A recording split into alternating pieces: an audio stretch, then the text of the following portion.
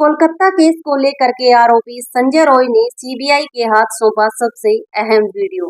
इस रात को मोबाइल फोन में रिकॉर्ड किया गया था लगभग 3 घंटे का पूरा दरिंदगी का वीडियो। संजय रॉय ने रोते हुए सीबीआई के हाथों सौंपा पूरा का पूरा मामला। एक के बाद एक सभी कड़ियों से उठ चुका है पर्दा। कड़ियों के खुलने के बाद सीबीआई की भी आंखें हुई नम। संदीप घोष सहित 7 लोगों के नाम केस में आए सामने। कोलकाता की नई बड़ी हस्तियां भी शामिल है इस मामले को लेकर के। जी हां, कोलकाता डॉक्टर केस से जुड़ी इस वक्त एक बहुत बड़ी सफलता सीबीआई के हाथ लग चुकी है। बता दें कि बीते कई दिनों से सीबीआई लगातार पॉलीग्राफ टेस्ट और कई जगह पर दबिश मार रही थी, जिसके बाद अब सीबीआई के हाथ कोलकाता पुलिस को दिया गया एक बहुत अहम सुराग मिलने के बाद संजय रॉय ने उस रात में फोन में रिकॉर्ड किया सबसे अहम सबूत दे दिया है, जो कि उस पूरी हैवानियत को साफ कर चुका है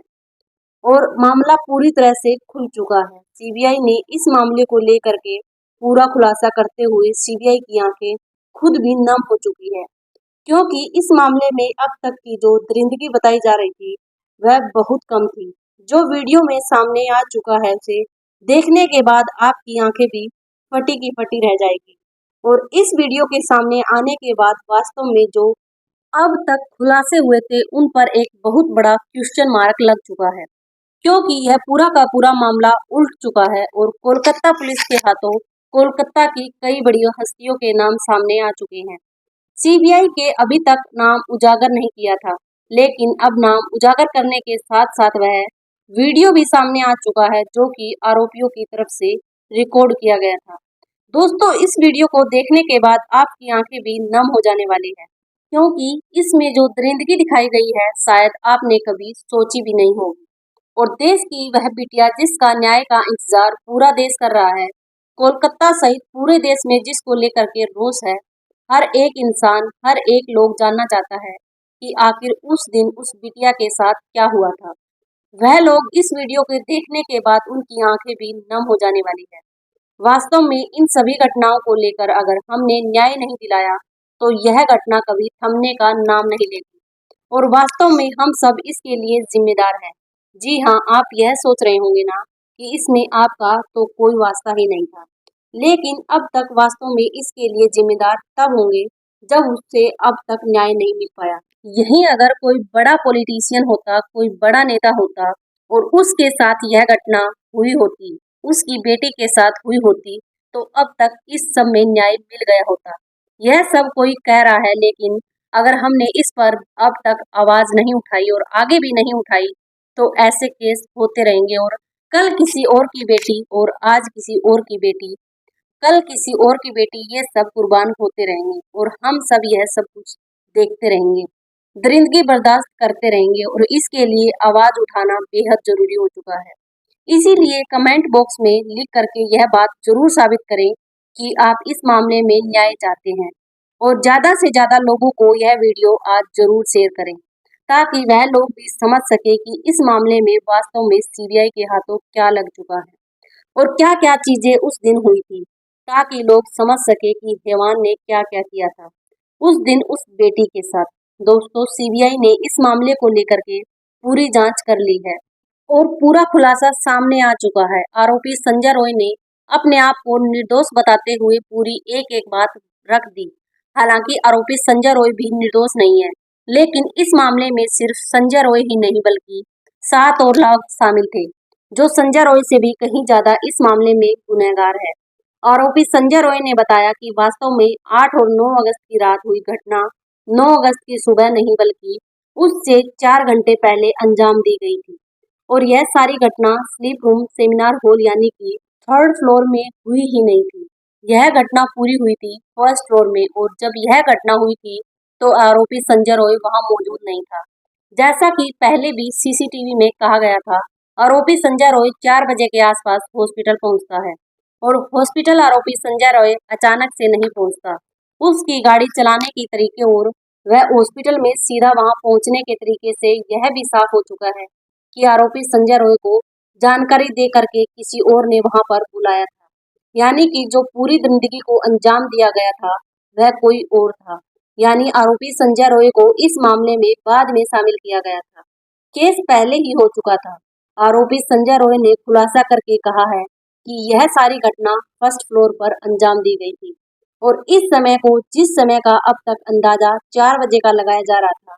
उससे 3 घंटे पहले ही पूरी वारदात को अंजाम दिया गया था। 4 लोगों ने और इन 4 लोगों ने सबसे पहले वहां पर पीड़िता बिटिया को लेकर गए और इसके बाद ही वहां पर उसे पहले बहुत गलत तरीके से टॉर्चर किया गया। उसके बॉडी में एक एक जख्म के निशान बता रहे हैं। उसे पूरी जगहों पर घसीटा गया, उसके सर को फोड़ दिया गया, उसके सर को चूर कर दिया गया, उसकी आंखों को फोड़ने की कोशिश तक की गई, जिससे उसका चश्मा उसकी आंखों में घुस गया। आप समझ सकते हैं कि गला दबाने की हद एक गला तक सीमित होती है, लेकिन यहाँ पर वह हद गले तक नहीं बल्कि गले की कॉलर बोन यानी कि अगर गले के नीचे आप अपना हाथ लगाते हैं तो जो हड्डी सबसे मजबूत दिखती है उसे कॉलर बोन हड्डी बोलते हैं, वो हड्डी तक तोड़ दी गई थी। यानी कि किस हद तक और कितनी ताकत के साथ यह दरिंदगी को अंजाम दिया गया था। इसके बाद हर एक बॉडी पार्ट को नोचने के निशान और जिस जगह से उसकी टांगों का एंगल 90 डिग्री किया गया था दोस्तों, दोनों पैरों के बीच एंगल आप समझ सकते हैं, टांगे फाड़ने तक की कोशिश की गई थी। और यह दरिंदगी सिर्फ इस संजय रॉय आरोपी ने नहीं बल्कि इससे पहले ही सीबीआई ने अपने जो रिपोर्ट दी है उसमें भी साफ कर दी थी। लेकिन आखिर यह दरिंदगी हुई क्यों, अब इस बात का खुलासा संजय रॉय ने भी कर दिया है। संजय रॉय को हॉस्पिटल आरजे कर के बारे में बहुत कुछ पता था और हॉस्पिटल आरजे कर में जो चल रहा था उस बात की जानकारी डॉक्टर बिटिया को लग चुकी थी। संजय रॉय ने बताया है कि आरजे कर हॉस्पिटल में अंगों की तस्करी से लेकर के यौन उत्पीड़न सहित कई चीजों, ड्रग्स और इन सब चीजों की तस्करी और यहाँ पर गलत काम होते थे और यह गलत काम आज से नहीं बल्कि काफी लंबे समय से होते थे, जिसके सबूत संदीप घोष सहित कई लोगों के घर से बरामद किए जा चुके थे और इस बात की जानकारी डॉक्टर बिटिया को लग चुकी थी, जिसको लेकर के उसने अपनी आवाज उठाने की कोशिश की थी। हालांकि इस बात की जानकारी और भी पहले कई लोगों को लग चुकी थी, लेकिन किसी ने आवाज उठाने की हिम्मत नहीं की थी और जिसने आवाज उठाई वह डॉक्टर बिटिया थी और उसने कहा था कि यह सब कुछ अगर बंद नहीं होता है तो वह जल्द ही इस मामले को कंप्लेंट बड़े दर्जे पर करेगी और इस वजह से उसे एक लंबे समय से टॉर्चर किया जा रहा था। उसे हर संभव तरीके से उसकी इंटर्नशिप पूरी करने से रोका जा रहा था। 25-25, 26-26 घंटे की ड्यूटी लगाई जा रही थी और उसे ड्यूटी के बीच में भी उसे टॉर्चर किया जा रहा था और यह टॉर्चर लंबे समय से चल रहा था। इसके बावजूद इस बात की भनक किसी को नहीं लगी थी, लेकिन वास्तव में संजय रॉय कोलकाता पुलिस का आदमी था। रिपोर्ट करे भी तो किससे करे, बात रखे भी तो किसके सामने रखे, जब इस मामले में सिर्फ कुछ लोग ही नहीं बल्कि कोलकाता के कई बड़े राजनीतिक लोगों के नाम भी सामने आते हैं। जब आरजे कर हॉस्पिटल में कोलकाता हॉस्पिटल के लोग और कोलकाता के कई लोग बड़े लोग शामिल हैं, तो आखिर यह बात कहाँ तक पहुंचती और इसी वजह से यह डॉक्टर मोमिता को पता था कि उसकी बातें दबाने की पूरी कोशिश होगी और यही चीज को अंजाम दिया गया था। वास्तव में जब कोलकाता में यह मामला हुआ तब तक यही बताने की कोशिश की जा रही थी कि आरोपी संदीप घोष की तरफ से, जी हाँ, आरोपी संदीप घोष भी है और इसीलिए मैंने उसे आरोपी संदीप घोष कहा है, क्योंकि यह आरजे कर हॉस्पिटल का प्रिंसिपल तब तक था जब तक इस पूरी घटना को अंजाम दिया गया था और घटना के अगले ही दिन आरोपी ने अपने हॉस्पिटल के प्रिंसिपल पद से इस्तीफा दे दिया था। वजह साफ है कि संदीप घोष ने पहले इस मामले को सुसाइड करार देने की कोशिश की, लेकिन जब तक उसने सुसाइड करार घोषित करने के लिए